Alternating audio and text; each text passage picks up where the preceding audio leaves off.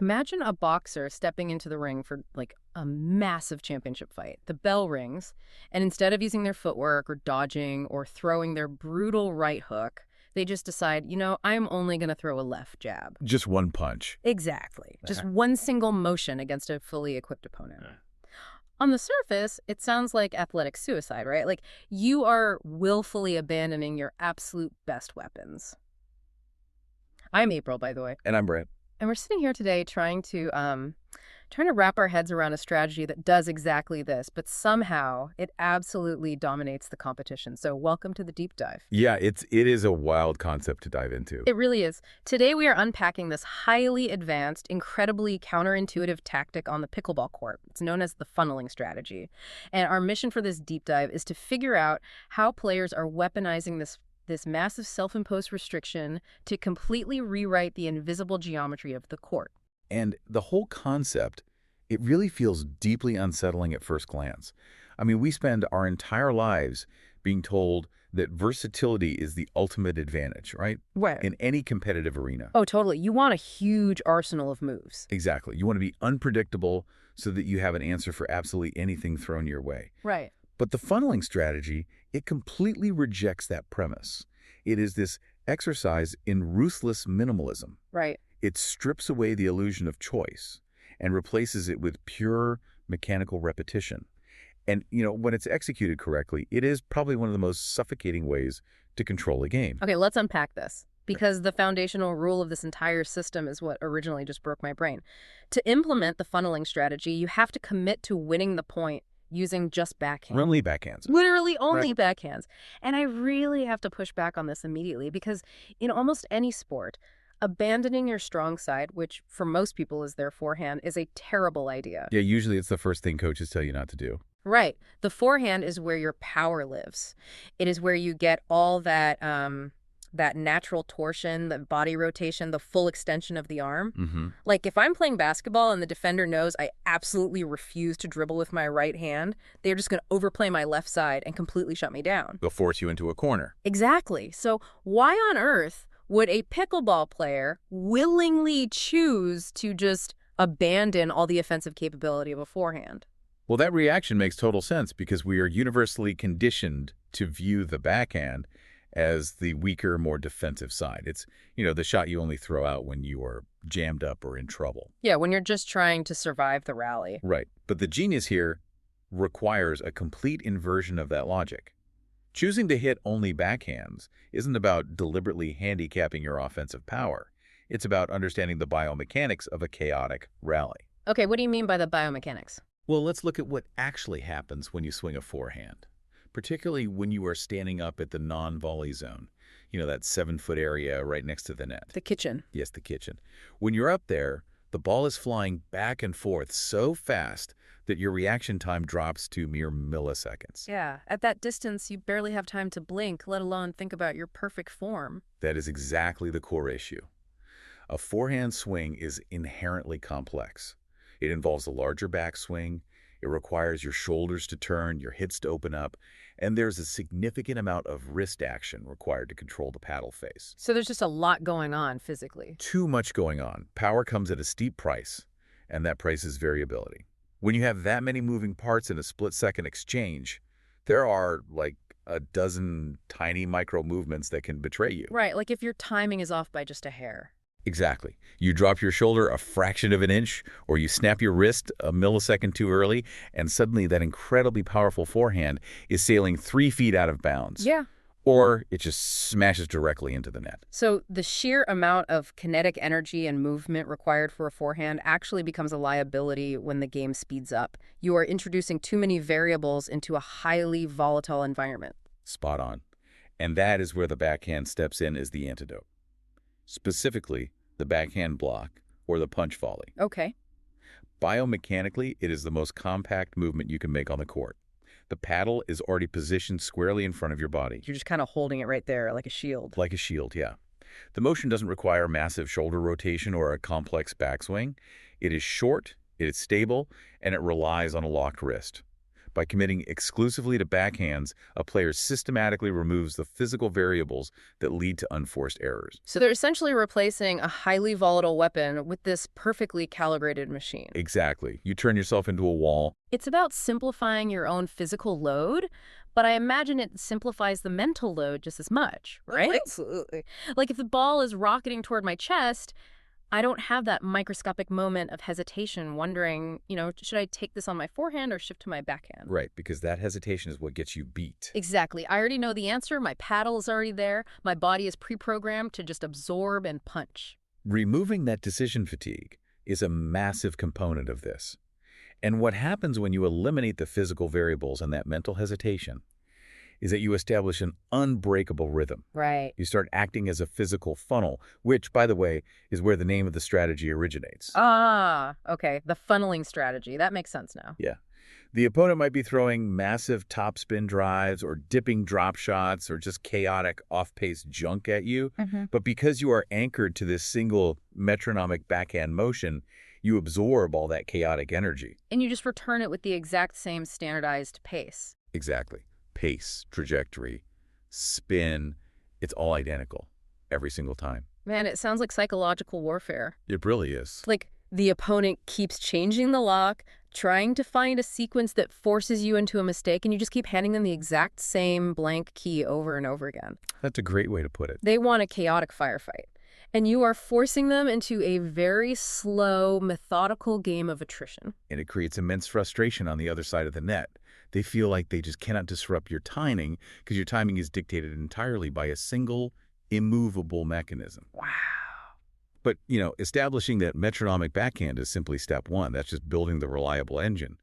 The true devastation of the funneling strategy depends entirely on where you decide to steer that engine. Okay, which brings us to the next layer of this tactic. And honestly, this one feels even more paradoxical than abandoning the forehand. It really does. It is not just that we are hitting backhands.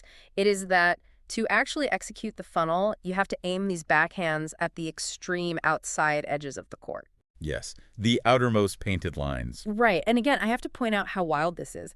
Any coach in any sport involving a boundary line will literally beg you to avoid the edges. They want you playing safe. Right.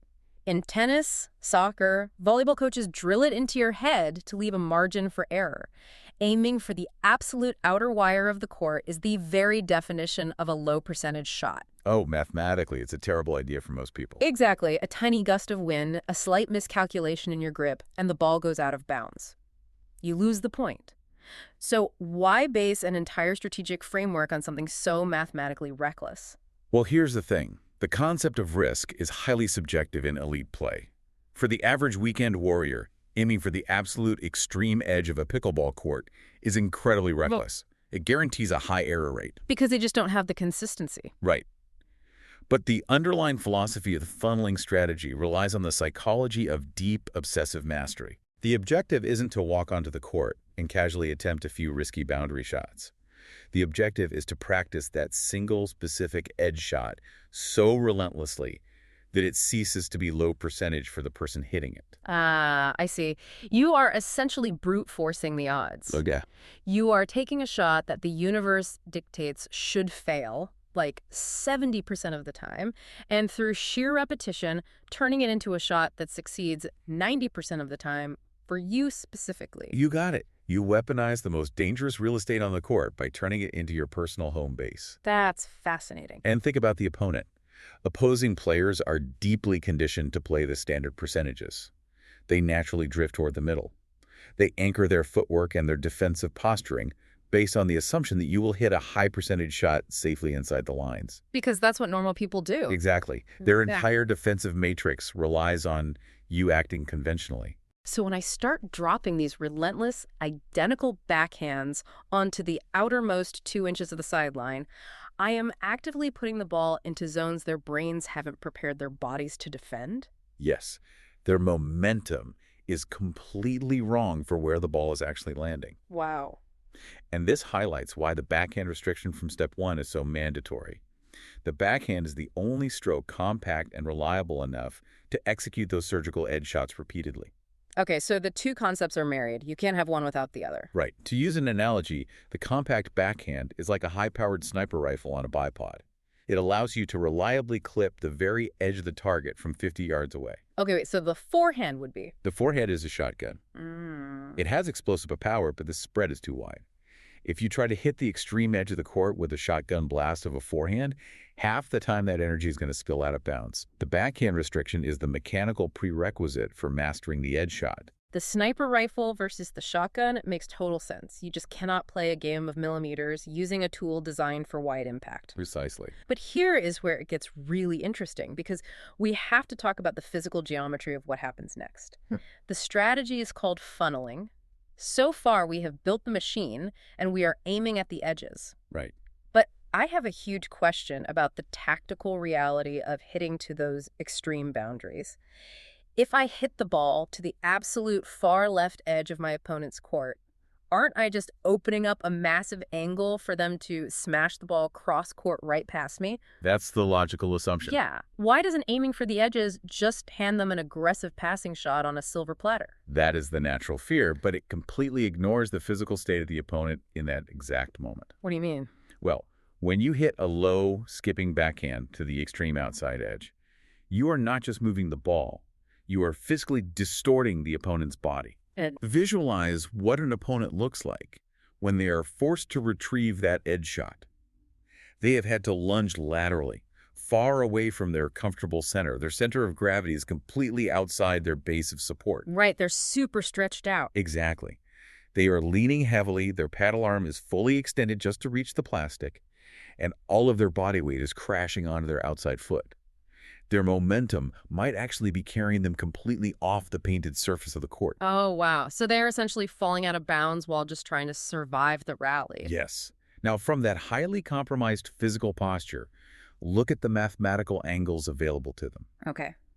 To hit that sharp cross-court passing shot you mentioned, they would have to generate massive rotational power against their own outward momentum. Which is almost impossible if you're falling the other way. Right. They would have to lift the ball over the center of the net, which, by the way, is actually the highest part of the net in pickleball, and they would have to clear the longest diagonal distance on the court, all while entirely off balance. Biomechanically and geometrically, the cross-court shot is effectively impossible. The invisible walls of the funnel have already closed off that route. Oh, man, I never thought about it like that. So the V shape of the funnel isn't just a metaphor. It is an actual physical boundary created by their own lack of balance. Exactly. You're using their momentum against them. So if cross-court is physically blocked off, what else can they do? I mean, I guess they could try to hit it straight down the line, right down the sideline they are standing on. They could try, but consider the geometry of a down-the-line shot from the extreme outer boundary. It requires threading a needle with a margin of error approaching 0. Because there's no court left on that side. Right. If their paddle angle is off by 2 degrees, the ball lands out of bounds. Furthermore, because you are the architect of this funnel, you already know the down-the-line shot is their most desperate escape valve. Ah, so you're already there. Exactly. You have already shifted your court positioning to plug that gap. You are standing there, perfectly balanced, just waiting for them to attempt that low percentage miracle. This completely reframes the whole concept of a doubles match. Because, in a normal game, the two people on the other side of the net are sharing the workload. They're a team. Right, they move like a pendulum, covering for each other's gaps. But when I push one player to that extreme outer edge, dragging them so far wide that they're practically in the bleachers, I am completely dismantling their partnership. You isolate the target. The partner on the opposite side of the court becomes an irrelevant spectator. They're just watching it happen. Yeah, they're standing there, completely healthy, completely balanced, but utterly unable to influence the physics of the point. You have forcefully converted a collaborative 2-on-2 match into a highly constrained one-on-one battle of attrition. And the isolated player is stranded on an island. They're carrying the entire physical and psychological burden of the rally. Exactly. And because they are stranded, and because the cross-court angle is physically impossible due to their momentum. And because the down-the-line shot is basically a mathematical suicide mission. Right. They really only have one option left. They have to surrender. Wow. They have to hit a weak, looping shot right back into the center of the court just to keep the ball in play. Just to survive. The funnel is complete. By restricting yourself to the backhand, you guarantee the precision of the edge shot. The edge shot forced the opponent out of position and destroyed their physical balance. Right. Their lack of balance eliminated their offensive angles. And the elimination of those angles forces them to pop the ball up directly into the middle of the court, exactly where you are waiting to end the point. It's brilliant. They believed they were making tactical choices throughout the rally, but in reality, you mapped out their exact response before your paddle ever made contact with the ball. You presented them with a multiple-choice test where 3 of the answers were physically impossible. It is like watching a chess grandmaster execute a trap.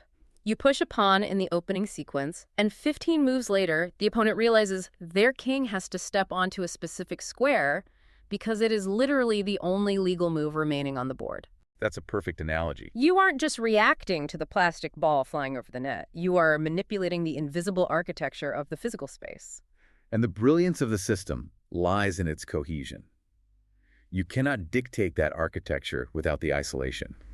You cannot achieve the isolation without the edge shots.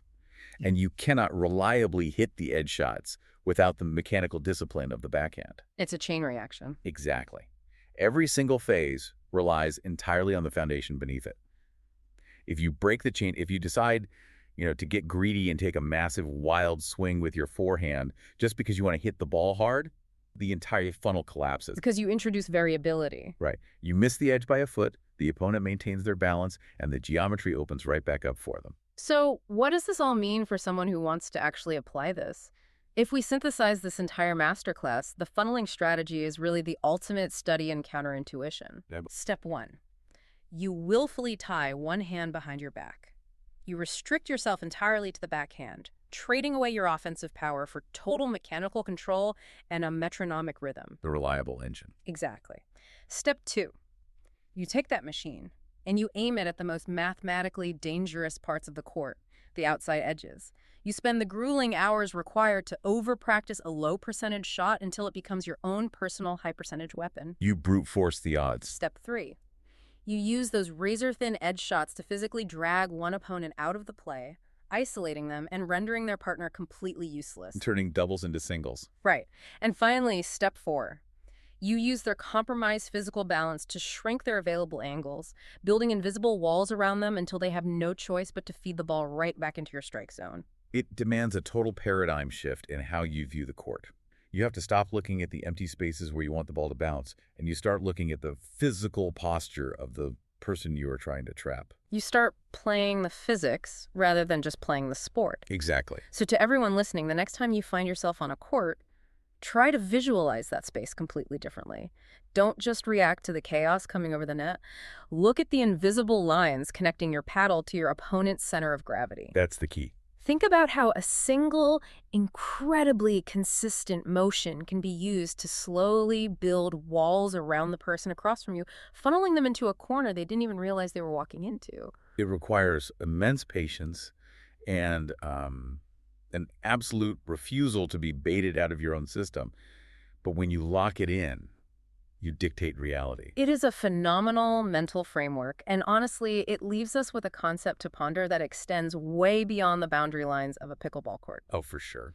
Think about the mechanics of what we just discussed. An unbeatable strategy built entirely on embracing a severe self-imposed restriction and choosing to obsessively master a low-percentage action. It reminds me of, a baseball pitcher who might have a decent curveball and a mediocre slider, but chooses instead to throw one absolutely devastating fastball 90% of the time. They eliminate their own options to perfect a single overwhelming mechanism. Exactly. It really makes you wonder, what other perceived weaknesses, risky boundaries, or severe self-imposed constraints in your work, your hobbies, or even just your daily life might actually transform into an unbeatable advantage if you simply committed to mastering the mechanics behind them?